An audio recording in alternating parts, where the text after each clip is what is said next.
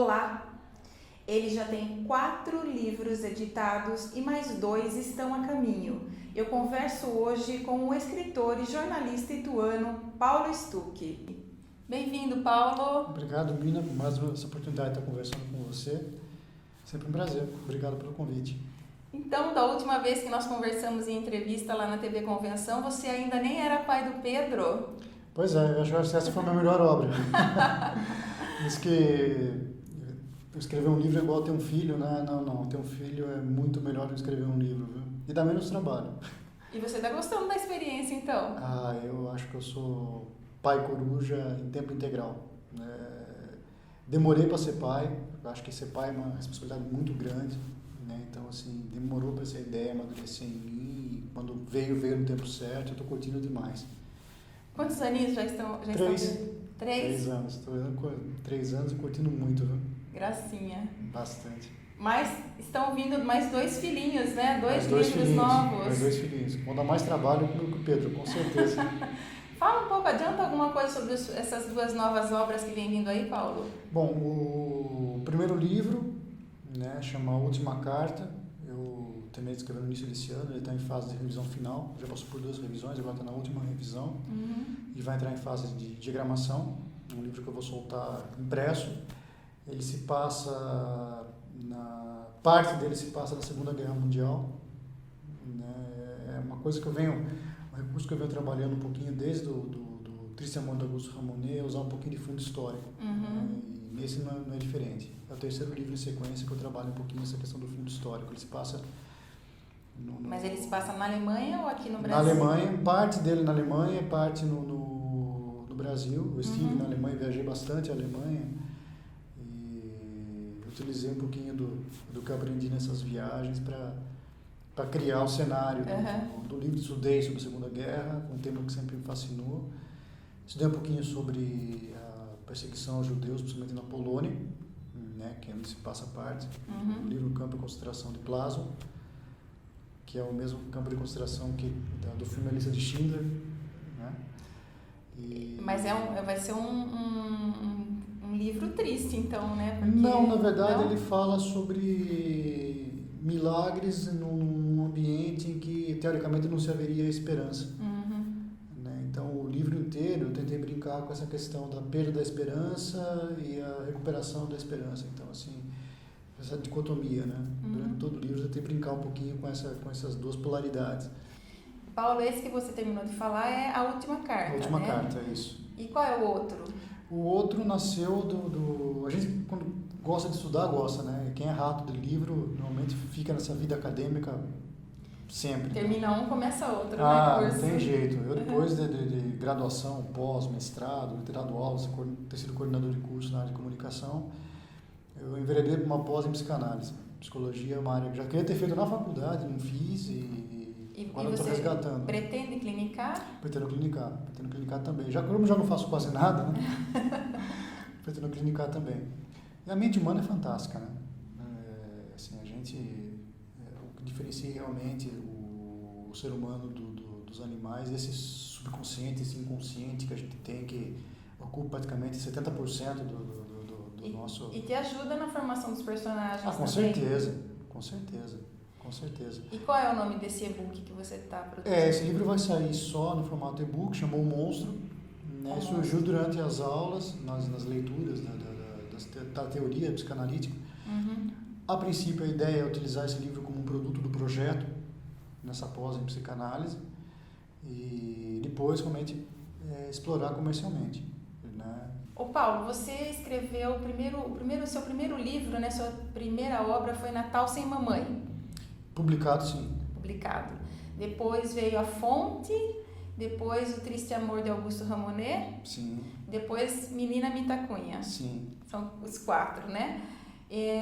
Se você se colocasse como, né, se colocando como seu leitor, qual deles você gosta mais? Eu acho que no Triste Amor de Augusto Ramonet eu consegui juntar um pouco do meu estilo, coisa que a gente estava conversando antes, né, Mina? Os meus livros, não só os que eu publiquei, mas aqueles que eu não publiquei também, eles sempre tiveram um viés mais intimista. Né? nunca trafeguei muito bem no campo da aventura, da ficção policial, então não é uma área que eu trafego com muita facilidade. E para falar de coisas da alma, de coisas do sentimento, sim, né? Então, quase os meus primeiros livros, a maioria deles, eles vão por esse viés. E acho que no caso do Triste Amor de Augusto Ramonet, eu consegui não só trabalhar o livro pro lado da ficção, né, para prender o leitor, como também dei vazão de uma forma mais ampla para esse lado intimista. É a minha opinião, né, é o meu filho predileto. Mas vamos falar do Menina Mitacunha, que foi o último, né? Sim. De onde que você tirou, né, o argumento da história do Negro João e da Indiazinha Maria? Eu lembro de ter começado a aprender sobre a Guerra do Paraguai com a Maria de Lourdes Scioli. Foi uma professora de história, grande professora, deixou um beijão para ela. Isso já faz tempo, faz bastante tempo. Eu lembro que na época a gente foi obrigado a ler um livro sobre a Guerra do Paraguai do Júlio José Chiavenato, né? E no livro, o Chiavenato ele tem uma importância muito grande para a revisão histórica da Guerra do Paraguai por parte do Brasil, porque ele foi o primeiro brasileiro a abordar a Guerra do Paraguai pelo ponto de vista paraguaio. Ele, nos anos 70, ele viajou de motocicleta pelo interior do Paraguai, conversou com muitas pessoas, pesquisou no Paraguai sobre a guerra, e a visão que o paraguaio tem sobre a Guerra do Paraguai, que lá eles chamam de Guerra de Tríplice Aliança, é muito diferente do que o brasileiro tem. E essa visão me fascinou. O Chiavenato, por exemplo, foi o primeiro cara a escrever sobre a Batalha de Acosta Nhu, que serve, é um dos principais panos de fundo para o Menina, né? Foi uma batalha em que 20 mil soldados brasileiros lutaram contra 3.500 crianças paraguaias. Na verdade, 3 mil crianças paraguaias, 500 homens, 3 mil crianças. E foi um verdadeiro massacre, né? E até hoje, o Dia das Crianças é comemorado no dia 16 de agosto, no Paraguai, que é o dia dos meninos mártires, né? O Dia das Crianças no Paraguai. Então, para eles, isso é uma coisa muito marcante, porque para o brasileiro passa, assim como tantos outros episódios históricos, não né? Tem tanta importância. A gente enfatiza muito mais os amantes de Dom Pedro I do que a Guerra do Paraguai. Então, esse fascínio mesmo pela Guerra do Paraguai vem já da sexta série. Você foi até o Paraguai pesquisar sobre a guerra, né? Fui. Eu, quando terminei a minha pós em comunicação, eu ia fazer mestrado na USP, já estava praticamente tudo certo, eu estava já tinha entrado no mestrado, estava tudo certo. E eu já havia feito uma pesquisa prévia muito grande de livros nacionais sobre a Guerra do Paraguai. Fui a Ribeirão Preto entrevistar o Chiavenato sobre a Guerra do Paraguai. Que legal. E viajei em 2001 para o Paraguai, fiquei 10 dias viajando no interior do Paraguai, conheci Peribibuí, que foi a terceira capital do Paraguai depois que Assunção caiu. Conheci Luque, que foi a segunda capital do Paraguai também, viajei por outras cidades do interior. Eu tentei rascunhar esse livro várias vezes e a coisa não saía, né? Eu não conseguia, apesar de ter o pano de fundo traçado, eu não conseguia costurar a história. Né? E você me perguntou sobre os dois personagens e é justamente essa a dificuldade. Primeiro, apesar de a gente trabalhar muito com a verossimilhança na ficção, você tem liberdades artísticas para poder trabalhar, você não pode deixar de lado fatos históricos, você não pode deixar de lado episódios da realidade. Então, por exemplo, até hoje no interior do Paraguai eles falam um idioma chamado de Aporá, que é a mistura do Guarani com o espanhol. Sim. Eles falam espanhol também, mas no dia a dia eles usam esse idioma para se comunicar. Se você sai da Grande Assunção, né, então você pega Assunção, Luque, São Lourenço, são cidades de nome espanhol. Se você vai para o interior, só nomes guaranis. E a influência indígena é muito forte no interior do Paraguai. Na época da guerra, não se falava espanhol no interior do país. Então, como é que eu ia escrever um livro e fazer a comunicação entre os personagens em idiomas diferentes, sendo que eu não dominava o idioma guarani? Então, esse era um dos empecilhos maiores em que a narrativa travava. Sei. Né? Então, assim, tentei fazer... A primeira versão do livro foi um livro totalmente sem diálogo. Um livro que só se passava na cabeça do soldado brasileiro. Né? Não funcionou. Aí eu tentei fazer utilizando o Guarani. Sim. Também esbarrei na língua, né? E na época eu não consegui encontrar nenhum paraguaio que me ajudasse na tradução, na revisão.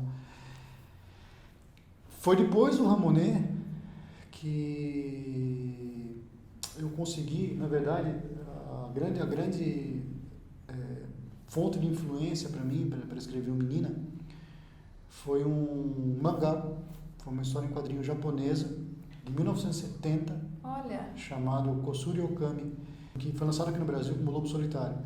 É a história de um samurai que ele passa a ser perseguido, ele é desonrado e passa a ser perseguido, e ele foge com o filho dele no carrinho, o filho dele de 2 anos de idade no carrinho.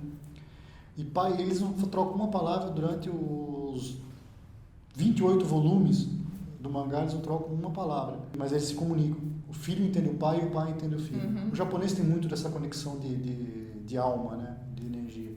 E quando eu reli a série... Você falou, achei a solução. Achei o que eu vou fazer. Né? Então, eu na viagem... Fala um pouquinho desse relacionamento do Negro João com a indiazinha Maria. Na viagem ao Paraguai, eu já tinha como certo que o protagonista do livro ia ser um negro, um soldado negro brasileiro. Porque entre tantas injustiças que os negros sofrem no Brasil, né, a Guerra do Paraguai e a abolição, inclusive, tem uma ligação muito forte. Uhum. Na Guerra do Paraguai, entendeu? A situação do negro o status do negro começou a mudar aqui no Brasil. E a maioria dos soldados brasileiros eram negros, eram escravos. E isso é a dificuldade do Brasil ganhar a guerra, porque eles não tinham treinamento militar nenhum. Então eles literalmente serviam de bucha de canhão. Muitos fazendeiros, né, quando os filhos eram alistados ou quando funcionários, né, eram convocados, trocavam o alistamento do filho, por exemplo, por cabeças de escravo. Era com cabeça de boi. Uhum. Né? Então eles mandavam 30 negros lá pro front. Era um episódio triste. Sim, mesmo, né? E se eles voltassem, eles tinham a alforria. E quando esses negros se alistavam, eles não tinham sobrenome, né? E eles eram alistados com o nome ou da fazenda que eles vinham, ou da família do senhor. Uhum. Né? Então, um dos motivos, por exemplo, a gente tem tanto Silva, Santos, Oliveira, Pereira, que eram sobrenomes comuns, né? É exatamente isso, né? Isso vem da escravidão e começou aí, com a Guerra do Paraguai. Então eu sabia que eu queria abordar esse problema social do negro e da guerra com um personagem brasileiro. E quando eu viajei para o Paraguai, eu lembro, o garçom do hotel onde eu fiquei, inclusive fui lançar o livro no Paraguai, o hotel tinha fechado. E num dia, ele me chamou vai ver uma coisa interessante. Eu fui com ele até a parte de cima do hotel, prédio, acho que 6 andares, em Assunção, para ver a vista 360 graus da cidade. E ele falou, você sabe que ele tinha traço indígena, ele falou, sabe que apesar de tudo, apesar de estar na cara do povo paraguaio, né, o Paraguai também tem uma história oculta, que é a história dos índios. A versão oficial da história paraguaia ainda é contada por brancos. Então eu trabalhei com 2 protagonistas, na verdade, que seria o negro soldado brasileiro e um personagem paraguaio. Né? E também na história eu fui buscar fonte de inspiração para construir esse personagem paraguaio. Primeiro, eu queria trabalhar com um fator dramático. Né? Então, o relacionamento entre um adulto e uma criança, ele gera essa dramaticidade. Né? Ainda mais tendo como pano de fundo a Batalha de Acostanú, que foi uma batalha de crianças que lutaram. E, em segundo lugar, na história da Guerra do Paraguai, um episódio muito interessante também, que muita gente não sabe, a mulher paraguaia, ela tem uma força muito grande. Não sei se você já viu aqueles quadros da Revolução Francesa, onde aparecem aquelas mulheres de seios nus, com bandeira, capitaneando na mãe pátria, né? Eles usam essa mesma analogia para pintar os quadros sobre a Guerra do Paraguai. A mulher paraguaia, na época da guerra, teve um papel muito forte. Sim. 2/3 da população masculina do Paraguai foi dizimada na época da guerra. E quem conduziu o país por décadas foram as mulheres. Inclusive aceitando por determinação do Estado paraguaio e com autorização do Vaticano ter relação sexual com homens financiados pelo Estado paraguaio para ter filhos para repovoar o país. Diz que é o único país do mundo em que a Igreja Católica autorizou esse tipo de coisa para repovoar o país. Então, o peso da mulher na história do Paraguai é muito forte. E é por isso que eu optei por trabalhar, então, com 2 personagens excluídos. Então, ou seja, o negro, escravo, soldado brasileiro, e a mulher guarani, a menina, a criança, né, pro lado paraguaio. Foi esse o recurso. E como o idioma o guarani é uma língua que a gente não tem influência, né, eu optei em trabalhar com no livro inteiro eles não mantêm diálogo, então a conversa deles, realmente a troca de sentimentos e de manifestação de amizade entre ambos é só através da exploração do olhar, que é uma coisa que eu bebi bastante na fonte da cultura japonesa para explorar. Muito legal mesmo. E Paulo, parece que vem aí também um novo projeto seu, que é uma editora, né? A Nova Ficção, é isso? Nova Ficção. Eu tinha alguns sonhos na vida, né? Quando eu me especializei na área de comunicação, eu tinha o sonho de ter uma assessoria de imprensa, trabalhar com assessoria de imprensa, que é hoje o meu principal fonte de renda, e tinha o sonho de ter uma editora. Né? Sempre tive o sonho de trabalhar com isso profissionalmente. E a oportunidade surgiu esse ano aqui, com 2 sócios, o Jean e o Thiago. Os 2, um tem muita experiência na área de e-books, o outro já trabalhou no mercado editorial há 5 anos, tem 5 anos de experiência no segmento editorial, de autopublicação, e também está precisando se reinventar. Então, a gente enveredou nesse projeto, graças a Deus, parece que está começando com o pé direito, graças a Deus. E a última carta vai sair já pela Nova Editora? A última carta vai. Eu havia mandado o original para a editora Novo Século, estava começando e a Intrínseca também. Mas aí, quando surgiu a oportunidade de abrir a editora, para tudo, não tem sentido publicar por outra editora, né, que não seja a minha. Né? E é uma editora que trabalha com modos tradicionais. Já está funcionando? Está funcionando. E autores novos que queiram publicar seus livros pela Nova Ficção, eles podem entrar em contato, em que contato? Pode ser através do e-mail, contato@novaficção.com.br. Quem preferir pode entrar no site também, www.novaficção.com.br, ou através do telefone 11 4022 25 41, conversar comigo, com o Thiago, com o Jean, que são os 3 editores. A gente trabalha com um método de publicação convencional, não é autopublicação, então é obrigatório mandar um exemplar para avaliação.